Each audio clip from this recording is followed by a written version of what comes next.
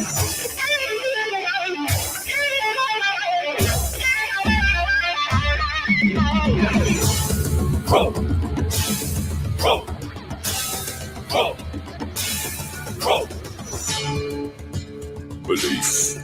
is the enemy of knowing. All right, man. Welcome to Crow 777 Radio. This is episode 254. Jason Lingren is with me, and we're kind of very honored to have Michael A. Hoffman II, also known as Michael Hoffman. For people who have followed on recently, you will understand that he was a co-contributor to the also important key-handing toolbox called KK33. Welcome, Jason. Good morning, Crow. So I finally got an email after we did the episode with Alana Freeland, who knew Mr. Hoffman, and I got an email back, corresponded for a while, and he offered to give us an hour, which I was thrilled to get an hour from him because he is writing a sequel to the other all-important text that he wrote on his own called Secret Societies and Psychological Warfare, which incidentally is at Amazon and other booksellers.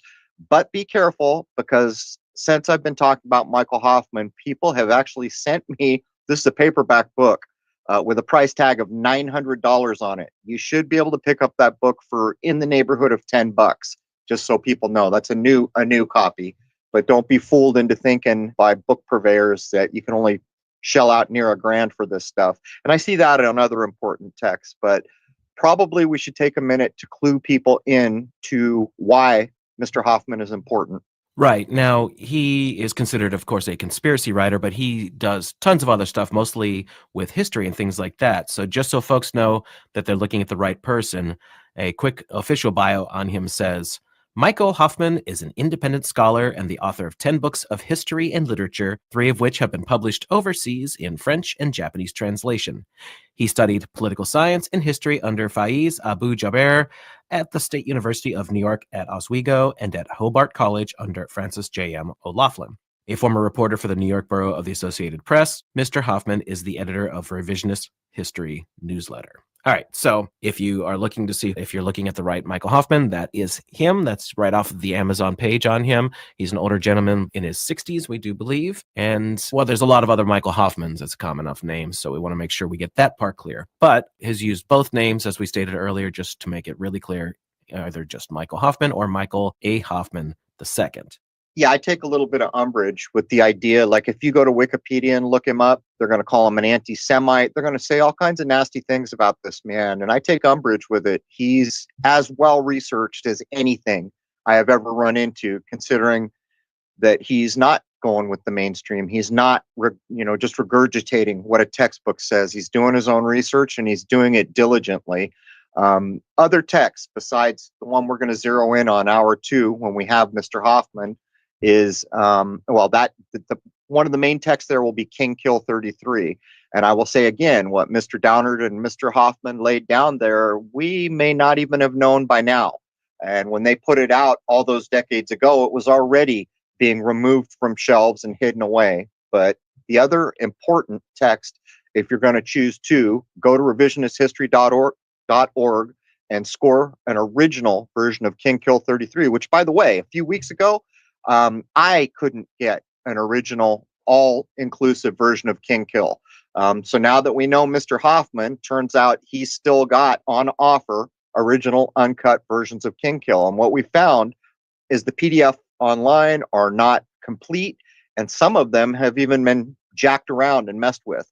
But the other book that's critically important is Secret Societies and Psychological Warfare by Michael Hoffman. You will see he's using Michael Hoffman as he goes and tries to do a bit more mainstream publishing. But as far as I know, in that book, he's the only person of import that covered the fact that a black obelisk showed up in Seattle on September 11, 2001. Are you following the thread here? We have 2001. People who know numbers know that's 21. They know it's the idea of blackjack. We're coming into the year that's going to end in 21. And all these things have a common thread. And so this black obelisk, which is the spitting image of the 2001 Kubrick movie Black Obelisk, shows up in Seattle. And meanwhile, there's a hotel at Ground Zero, which is admittedly copying the black obelisk. How can it be that Mr. Hoffman is the only person that covered this, but there's a few other texts here that you might take an interest in. They were white and they were slaves, the untold history of the enslavement of whites in early America. Now, this book is a tome, and I read it, and the research is above and beyond. It's all about the Vatican, and it gives an inside view of how the Vatican was actually set up and what happened running into the Renaissance. It's called The Occult Renaissance Church of Rome. That is a must read for people who want to know things. He wrote another book called Usury in Christendom, the mortal sin that was and now is not. For those who don't know, usury is lending money at interest. It used to be stated that any interest was usury. By the time I was young, it was about 3%, I think, as most people know. Wait for it, 33%. You can find cards with 33% usury. But in Christianity, before the Vatican went wholly south, they used to protect Christians from the idea of usury. As a matter of fact, you can pick up Dante's Inferno and read what Dante has to say about a usurer. He's in one of the rings of hell, meeting a usurer, and he's being sodomized. That's how it used to be with usury. Now it's like part and parcel of our existence, and one of the main banes, as a matter of fact. His work on usury will open your eyes to how we got to where we are, because that's a big part of it. And lastly, how many people are always asking me to cover Hitler? He did a book entitled Adolf Hitler, Enemy of the German People. And by the way, that title may not be implying what you think it implies. And just to give a heads up, here's maybe the one thing anyone who really wants to know something about World War II should understand. Before, Germany had no central bank. After, Germany had a central bank. There's all that. But is there anything else you want to add before we start to kind of try to illustrate the importance of what was done with King Kill 33? Well, I think we should get into what exactly transpired, who Michael was in the 70s, I believe it was, when he was hanging out with Downard. He was a truth seeker, to put it in a very basic kind of way. And he said that he was quite influenced by Mr. Downard and just the way he did things and how he would go on later to write so much material to try and bring light to dark subjects. Yeah, and not only that, we talk to him, and you'll hear in hour two, I say something to the effect of, you're the only person I know that knew Downard. He claims there were others, but he's the only connection that I have where I'm not getting third-hand or fourth-hand information. I'm getting first-hand information, and more than anything, we had Lana Freeland on because she actually edited some of the Downard work, and now we have Michael Hoffman, who actually, I almost said co-conspired. I got to get off this Wikipedia page. He actually helped write King Kill 33, which is the seminal, groundbreaking work. Now, here's the thing that we should probably try to illustrate. In all the work Jason and I have done, we've pointed out a lot of places where no death has occurred, yet it was implied.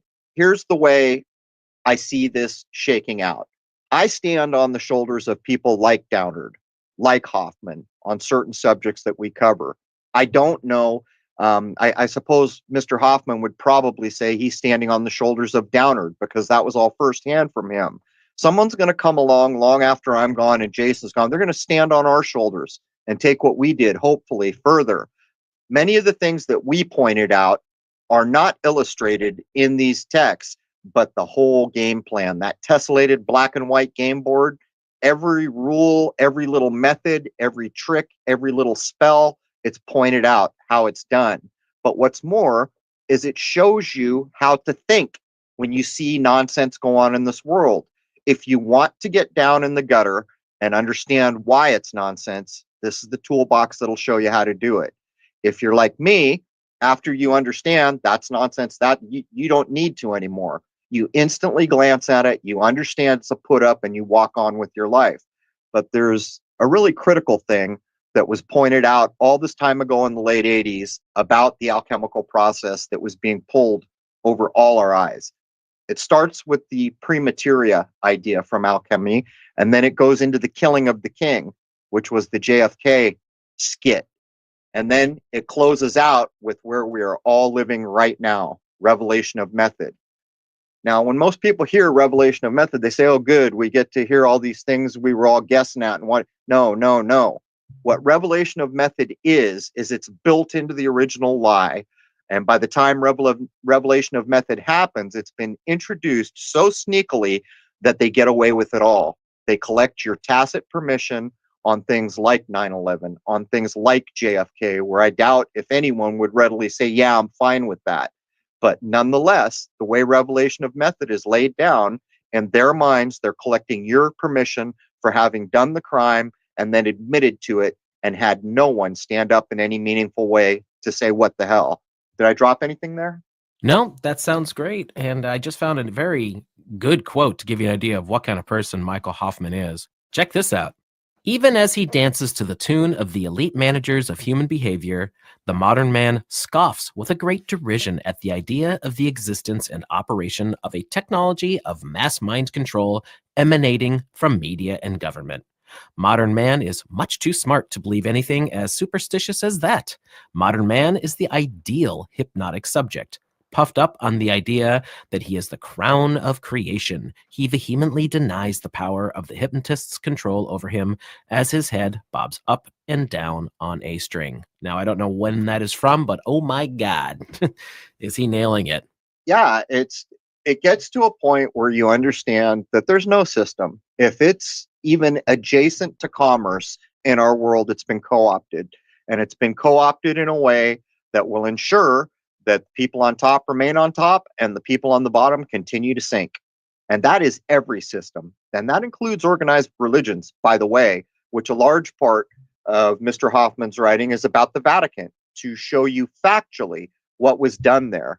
Jason and I have done episodes to kind of show you how Rome was taken down, how it morphed into Mithraism, how that morphed into the Vatican, and how the people you think set up the Vatican are not the people who set up the Vatican.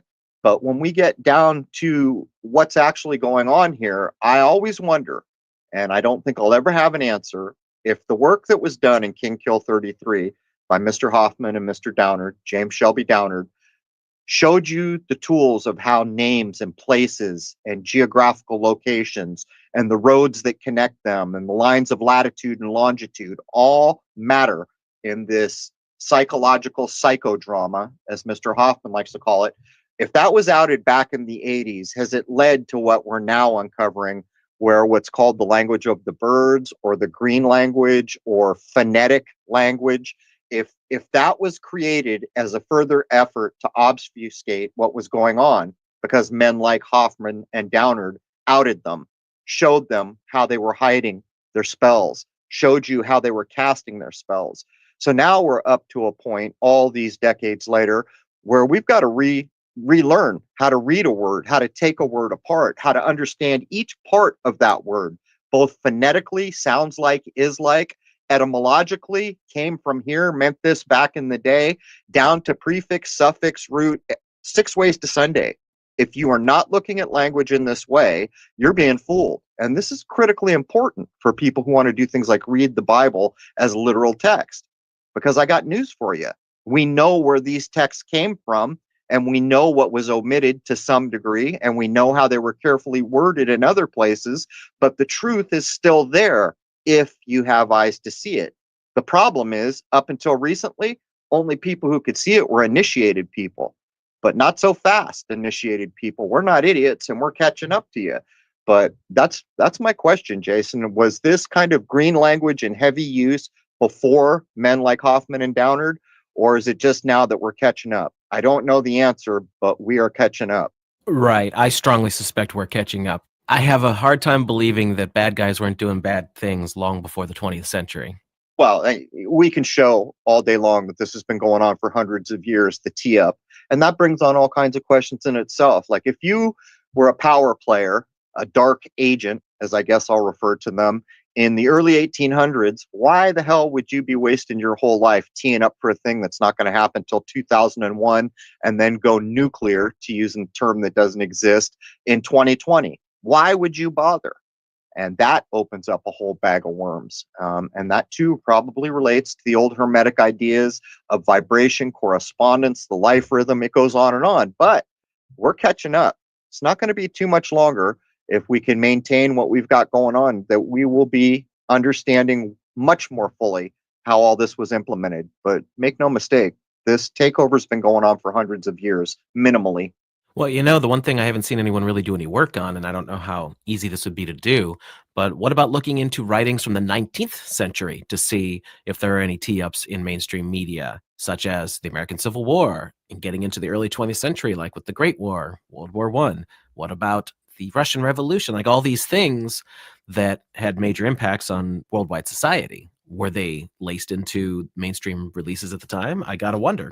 At this point, for me, it's pretty clear that the people we think are all powerful are basically just slaves to another thing. And that other thing, which we haven't taken head on, and we might at some point, if the time seems right, we'll take on. But two of the recent law guests brought up this very dark kind of seedy underside of what's actually driving this. And I could ask the question, we always kind of act like the people in charge. Why aren't they like normal human beings? Why don't they care when they see suffering? Why do they cause suffering? What's different about them? And the open up the can, pop out the answer response is, oh, well, they've been inbred for Lord knows how many generations. And that may well be part of it, but there's something more. Because when you start destroying environments and making places that are habitable to life almost inhabitable to life, something else is going on. Why would any human being be able to take part in that? And we may go down these roads, but the tee up for all this knowing, in my mind, for me personally, is King Kill 33. And again, get your butt over to revisionisthistory.org and get copies of these and save them. When you buy a copy, make some copies. Make sure they're safe. These are the things that are going to disappear. As a matter of fact, if you go to Amazon right now, I don't remember the name of the book, Jason, but you and I both searched it. It's one with a cartoon image of James Shelby Downard's face. I think it's a Palfrey text, who was the editor who tried to get, or the publisher who tried to get all this material out. That book was recently going for $600, and it relates to King Kill. It has a little bit of firsthand information in it, but it's only a couple hundred pages at best. It's a thin book. And already on Amazon, the price of that has been jacked up to hundreds of dollars, ensuring that it's out of reach, because how many people are going to pony up that kind of cash? As a matter of fact, it got to the point where I wanted it, and I couldn't pony up that kind of cash. When it got down under 200, when I saw in one place, I snapped it up just so I would know.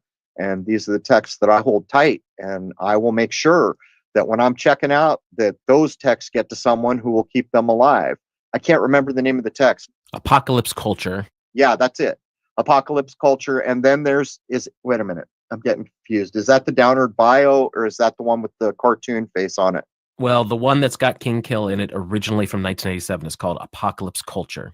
I'm going to look it up right now so I don't mess it up. All I got to do is search Downard.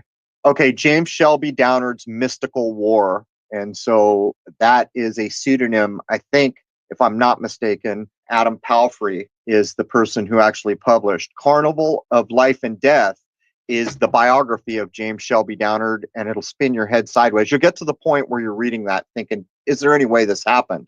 Is there any way any of this happened? And then you get to King Kill. And if you're like me, you prove it. By the time Jason and I got to the nonsensical Mandalay Bay nonsense, we saw once again tons of minds getting sucked into the fake death. And so we started taking it apart. We were working with a guy who helped us hook it up to Macbeth, which is done in King Kill. And that is how not only did I know it was fake, I could take it so much further because I had read King Kill. And we tied it to, I don't know, Act 1, Scene 1, whatever it is, where they're in a desert and the three witches are talking to their demon in Macbeth. The demon's name is Paddock. Hint, hint, hint. The fake shooter's name is Paddock. And that's when they took out my YouTube channel. But in the Carnival of Life and Death was supposed to be a biography of James Shelby Downard's entire life. It only makes it to age 30. But here's the exciting part.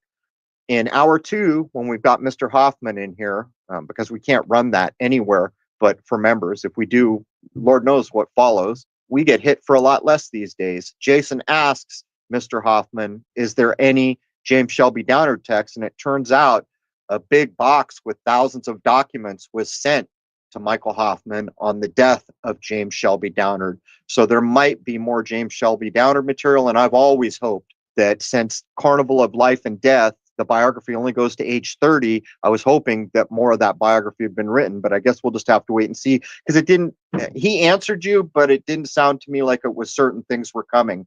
Yeah, it was kind of it was an answer, but it was a non-answer, I guess you could say. But here's the thing, that was probably for good reason. Goodness only knows what's in there and what he doesn't want to talk about.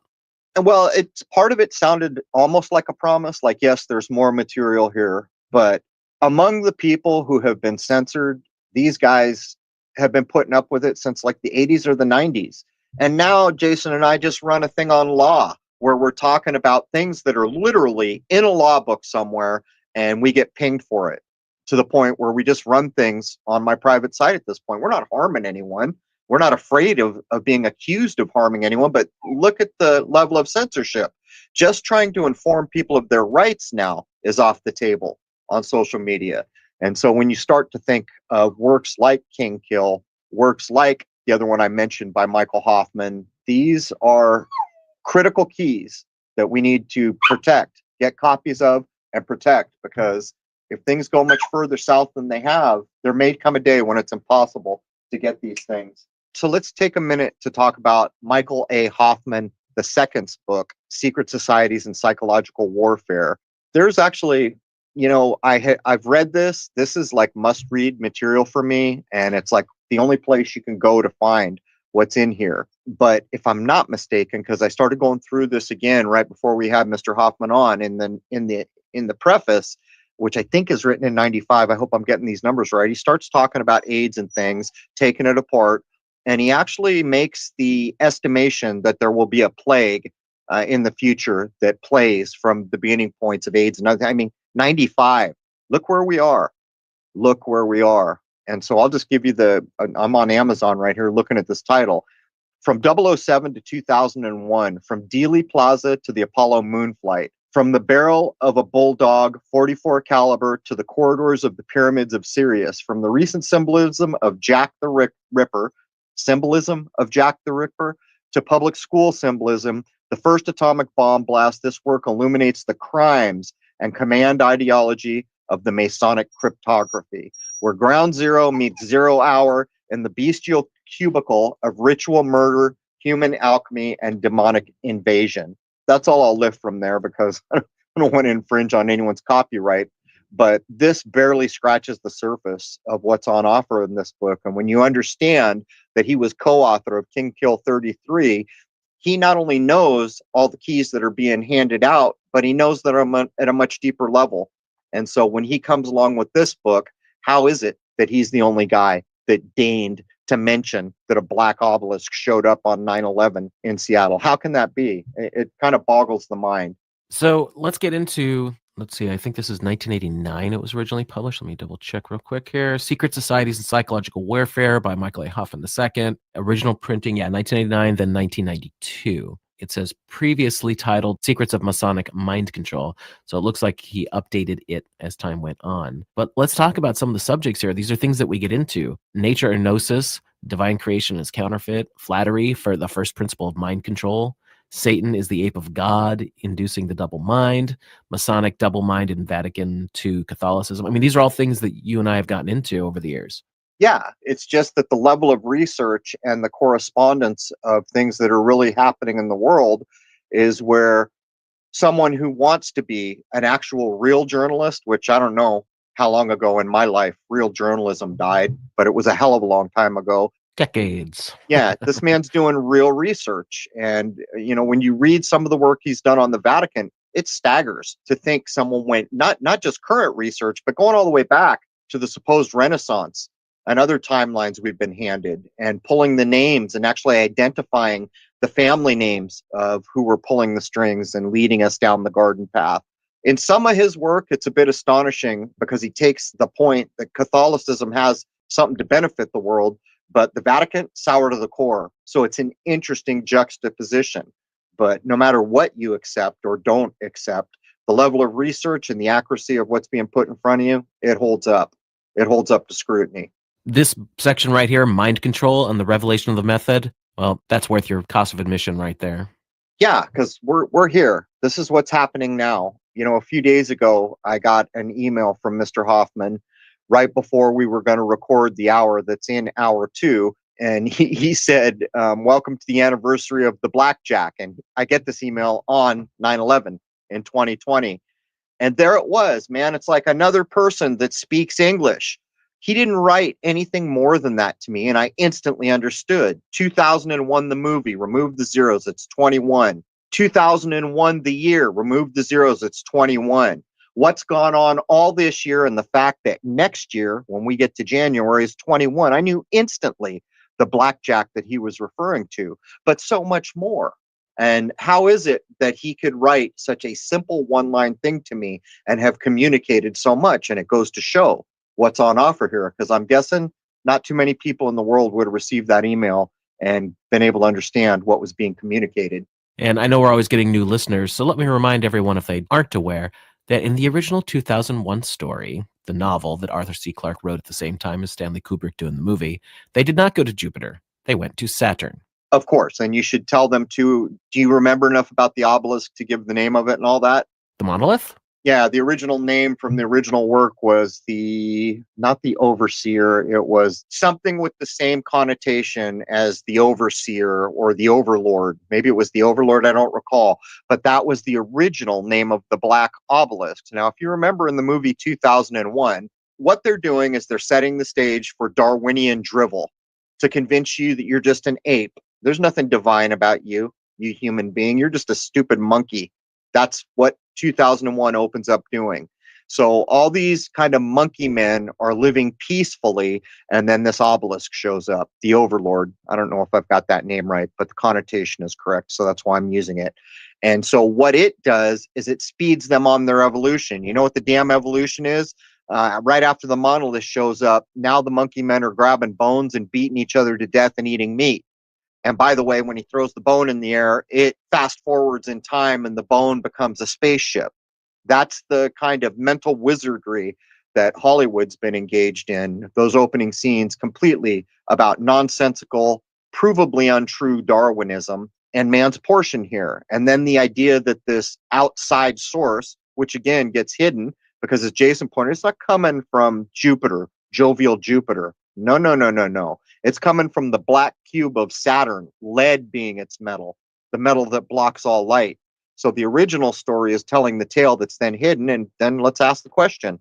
So Millennium Hilton, or whatever the hell the name of the hotel is at Ground Zero, what's the reason you made that massive multi-story hotel a duplicate of the black monolith at Ground Zero?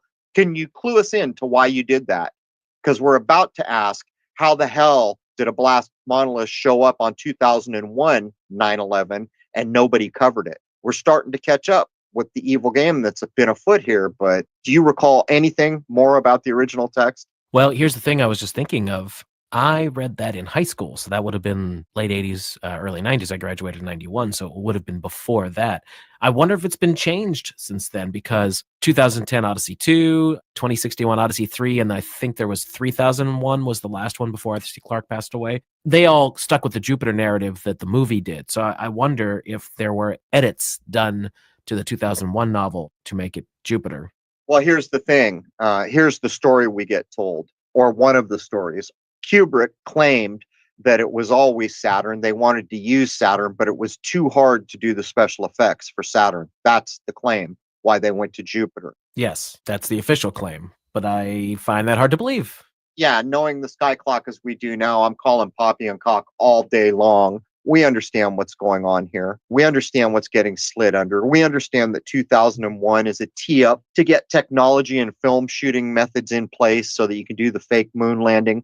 We get that it's all encoded for this thing that's not even going to happen until decades later, called the year 2001. We get everything that's encoded in it, and we get more than anything how things are obfuscated. And when you take the original text and they're talking about Saturn, we understand. So you can make any claim you want, oh, we couldn't make rings for the movie. Yeah, well, whatever. Not buying. We understand what's being communicated here. It's the Saturnian ideas, but here's the rub. Even in the sky clock ideas, each one of the so-called luminaries has a duality to it. It's like a coin. There's a head and a tail. There's a good light and a dark. There's a man and a woman. There's a sun and a moon. This duality is everywhere. But what we see in all this is the plucking out of one aspect, fractioning down the complete sky clock, which could be viewed as holistic. This holistically demonstrates all the things that human beings can be influenced by, not just human beings, everything here. Why are they just harping out this black cube idea, this binding idea? Why is that in everything? And what you're seeing is the leveraging of one particular aspect. And this is unfortunate too, because when people catch on, they think, I don't like Saturn. I don't, all these things, they're against me, they're evil. And what they're not understanding is no, they're making it evil. They're taking the hatchet, and instead of carving a chair with the hatchet, they're doing some murder. There's the allegory. They could have done something beneficial. They've chosen not to, but I think people need to understand that it is so heavily weighted, Saturn-esque, solar-esque, moon-esque. It's almost like the opposing forces that are trying to take over the world right now. Here's their holy trinity: the sun, the moon, and Saturn. I'm not even kidding. If you hold that in mind and think about that idea and then reflect back, you might find some actual value there. But these things have been going on for longer than I've been alive. And I'm going to ask, Jason, is there anyone that doesn't realize what the movie 2001 was doing at the time? And by the way, the filming was beautiful, the special effects were beautiful, but the movie was tedious as a mofo. And the ending was so kind of, I need to pop some LSD to even understand what just happened. And it was held up as the greatest movie of all time. You can just see the system propagating the system. Well, once again, I can say that the novel was very different, the ending especially in the novel compared to the film. It wasn't like this great big acid trip. Now, I don't know what Kubrick was thinking, if he just wanted to show off some nifty special effects because it was groundbreaking for the time.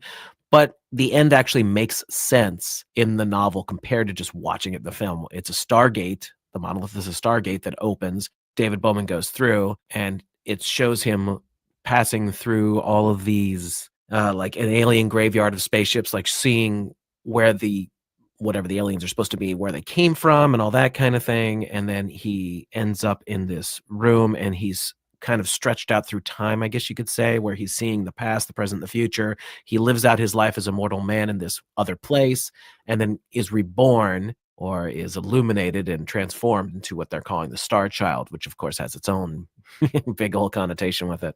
You got a lot more out of that than me. I was still trying to figure out what kind of mushrooms would help me understand. Yeah, I mean, I follow what you're laying down there, but there's more.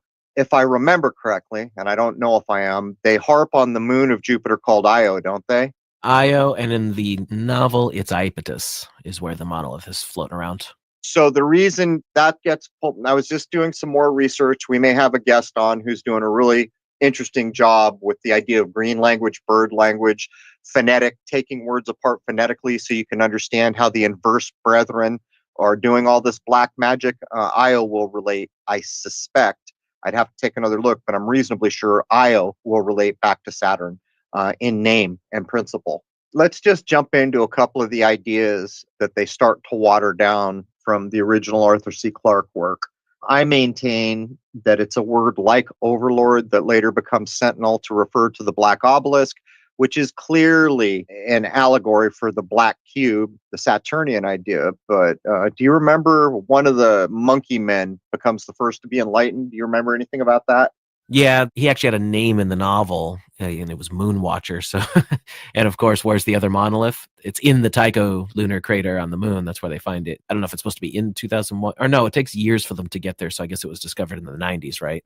Right. So there's the idea that I was putting out, this phony trinity, the sun, the moon, and Saturn. So one of the fake black cubes is on Earth. The other one gets found on the moon. The one monkey man to reach enlightenment is called Moon Watcher. Everyone following the thread here? Because moon has to do with mind, not just death and rebirth and ideas like this. It has to do with mind, and our money, for that matter, is leveraging off moon ideas. But think of, if you don't think I'm telling you true here, think of ideas like lunacy. What's that have to do with? That's all about mind. Being a lunatic, it gets portrayed over and over and over. But the original, when you start to learn how to phonetically take apart words, and it is not easy, it's a lot of work. You got to do the etymology, you got to go across cultures. You will find out that moon, mon, M-O-N, M-I-N, the predecessor to mind there, all relates to the moon. So you can see what's going on here. These are the initiated adepts putting all their little code in while they're affecting all of our subconsciouses. But like I've said, we're catching up now. We're not the little dummies that we once were because we thought we could trust people. We've grown up a little and we realize that we can't trust authority anymore. So now we're questioning. But there it is. The black cube idea is being encoded. The original term for that thing that forces a violent evolution in the movie is allegory for the black cube. Of course, it shows up on the moon, which is found, I don't know, decades and decades, millennia later, however long, from the monkey men to the spacemen. And in the original storyline, which gets dropped out of the movie, Moonwatcher is the first monkey to reach enlightenment. It's all encoded, and it's all encoded to this kind of dark trinity, this false construct of the misuse of the moon, the sun, and Saturn, the singling out of these three ideas. But Saturn has, as far back as we can see, been used. That's why everybody wears black in the church. Why are those dudes wearing black and a collar? Remember our mystical world of color? All the things that we could tell you about the vibrational rates of color. In every single example, as far back as we can go, black always means when you're adding black to a culture, moving away from spirituality. And when you get to jet black, the absence of all other colors, 7 colors being the kind of bedrock that this is all built on. And here we have all our holy men who are going to come out and teach us wearing black. Here we have all our judges wearing black. And by the way, some of those holy men are wearing collars. Who's their master? Well, I know who their master is, and I know better than to fall for the trap that's been set. But that's for another episode. So where would you like to go from here, Jason? Well, let's finish the whole 2001 thing off on the point that you always make about they show the moon before death. Well, Moonwatcher gets illuminated and is smashing the crap out of his fellow 8 men. And what are they showing, of course? And what is his name? Yeah, well, it's almost like they're alluding to a trap that we haven't quite deciphered, but we know certainly from Hollywood's point of view, it's always been this. And now they're more careful that they show it. Back in the 50s and the 40s, they showed this so often openly, like Clark Gable movies and stuff. This is the way it goes. Somebody gets killed, camera pans up to the moon, and a baby is born.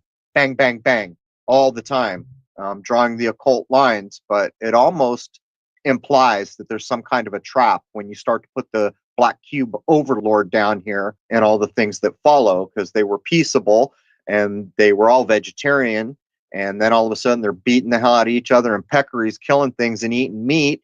And the black obelisk is responsible for all this. And again, that is the Saturnian idea, the negative Saturnian idea. Well, again, I guess since we're starting to run low on time here, we can talk about how Mr. Hoffman was influenced by Mr. Downard and why Mr. Downard lived the way he did and what he did to try and understand the mysteries that he was exploring. Right. Well, let's use a modern day reference that I tried to use recently, but I've had a little more time to think about it. Does everyone know that movie called Yesterday? It's about Beatles music mostly. And the idea is that for 12 minutes, 1, 2, 3, count the Trinity, 12 minutes, 1 and 2 is 3. The entire world is reset. I think it's 12 seconds, actually.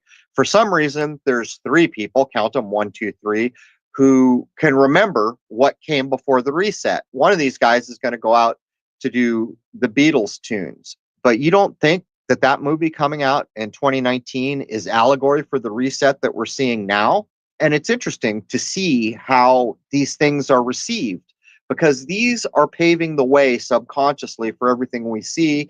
And there was another point I wanted to make about the Yesterday movie, but it just slipped my mind, Jason. Well, that's a very interesting story in itself, and it shows how certain aspects of society were very different with the Beatles being removed, kind of pointing to the fact of how important in the scheme of things that the Beatles as an icon, I guess you could say, as a symbol of a whole lot of what the 60s were about. And with them being removed, things went a very different way. Oh, I remember now. So James Shelby Downard showed us why places, mystical toponymy, as he called it, places and latitude and longitude matter. In the movie that I was alluding to yesterday, the main character's trying to remember all the Beatles music so he can play, can't remember them. So what does he do?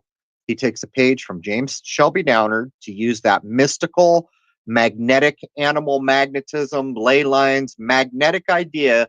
And what's he do? I can't remember this, so I'm going to go back to the physical place, Strawberry Fields, where I've never been.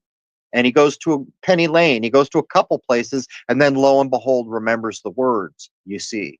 Now, when you get into King Kill 33 and start to understand, see, that's part of the problem here, is they explain to you why the toponomy is important, how you can derive what you can derive.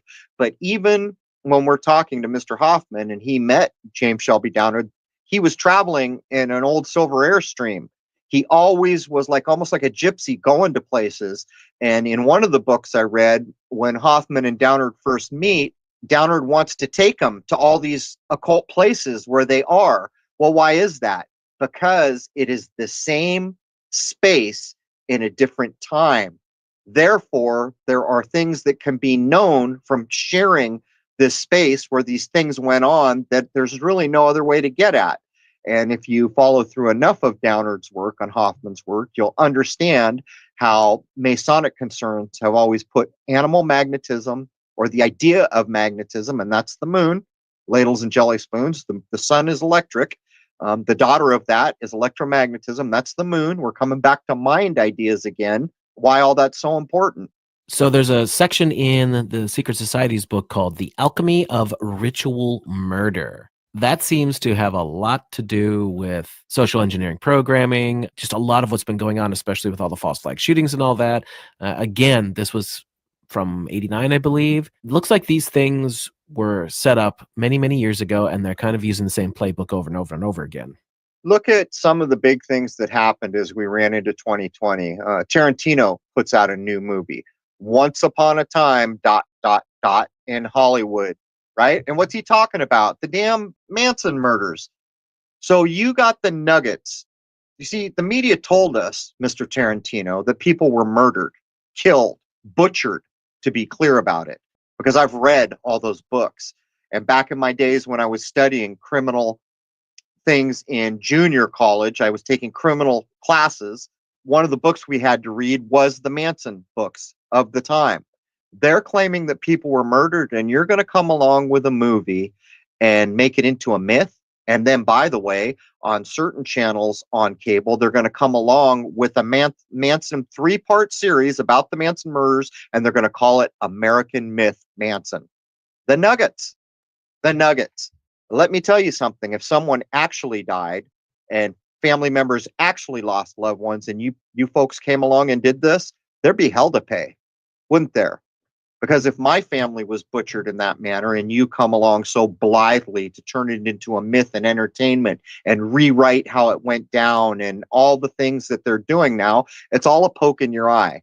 And the reason it's a poke in your eye is because they think they've got the whole enchilada. I'm convinced of it. But at the same time, this is a house of damn cards. And I know damn well they're all slaved out.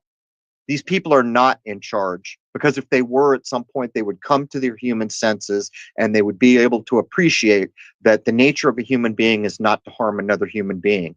And although we do that, that is not the normal course of things in a day.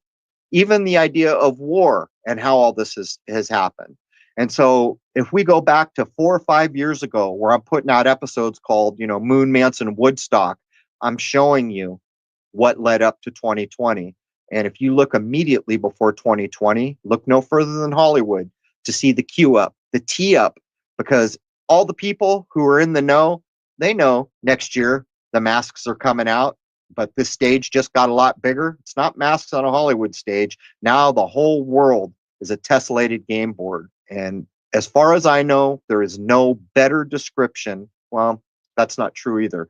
There are starting to be equally as important texts that deal with the idea of green language, phonetically taking apart words, using etymology correctly, and what's called bird language.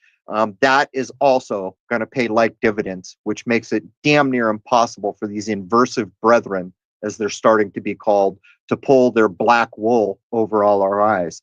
And by the way, if you see someone called in verse, at the very least, you should already be looking at every word backwards, just to give you a clue. Start with the Beatles' Revolver. There's an interesting one. Yeah, there's so much encoded with the whole Beatles thing. And again, that movie, if you haven't seen it, is an interesting watch.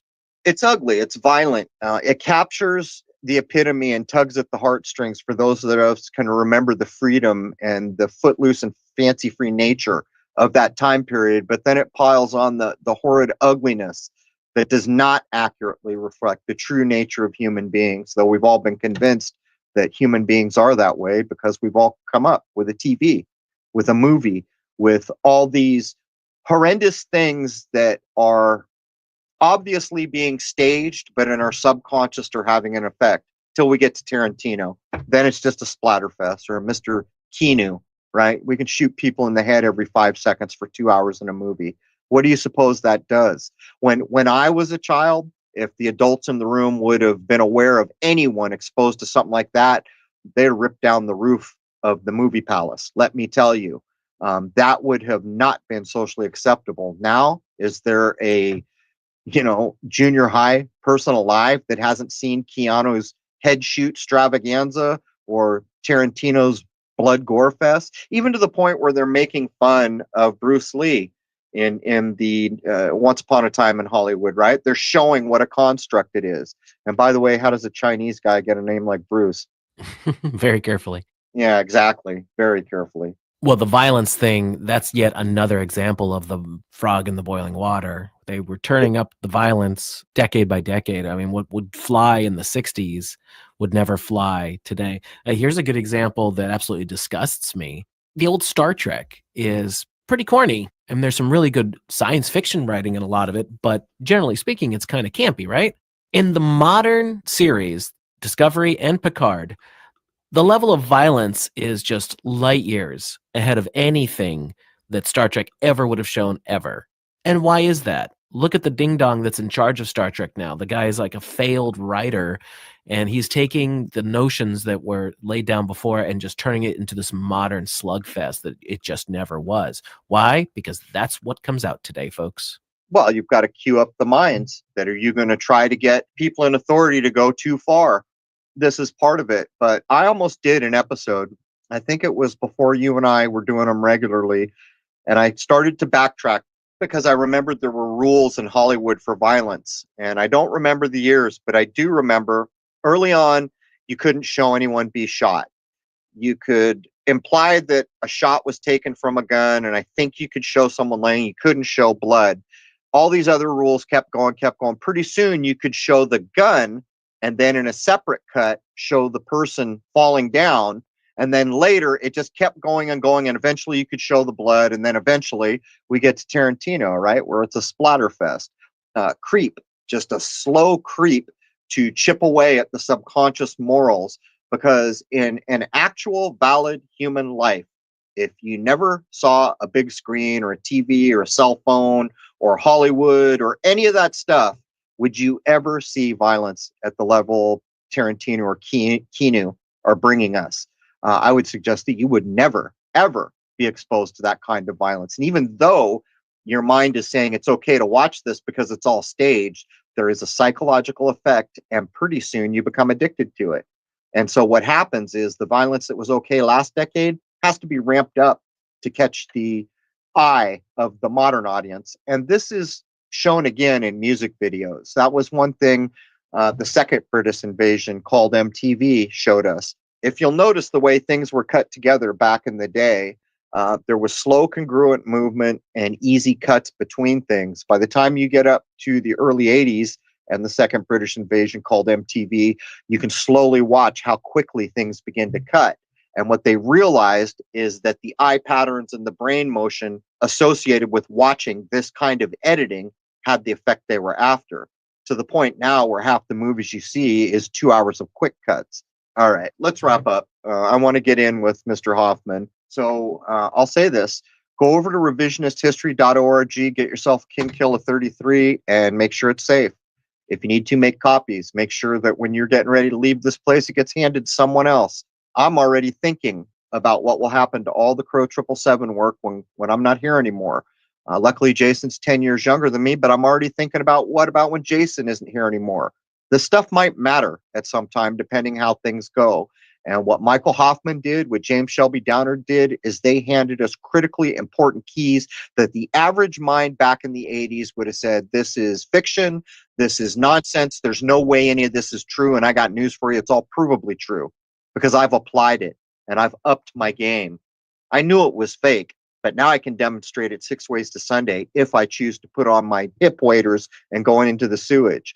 But that does bring the first hour of episode 254 to a close. When we come back, we're going to have Michael Hoffman in person for a full hour. And I don't know anyone else that's interviewed him anytime recently. I haven't heard of it because if I had, I would have been reaching out to him. So join us on the other side at crow777radio.com, and membership will have access to that interview. And I'm not kidding. 2 texts that are the toolbox that minimally every mind needs so that they can get beyond taking apart all this fake nonsense all the time and getting their mind drug into the sewer is KK33 and Secret Societies and Psychological Warfare by Michael Hoffman. The first one by Hoffman and Downard, James Shelby Downard. These are the critical texts. And now as we stand on their shoulders to take it further, as we are now able, because of the keys they gave us, we will start to get into how to take language apart. What is the Twilight language? What is bird language? What is taking words apart phonetically? What is all that? Well, those are the next keys that are about to drop to unmask the inverse brotherhood of darkness that's making a run at our world. There it is, hour 1 of 254. Join us at crow777radio.com for the second hour with Michael A. Hoffman II. Cheers.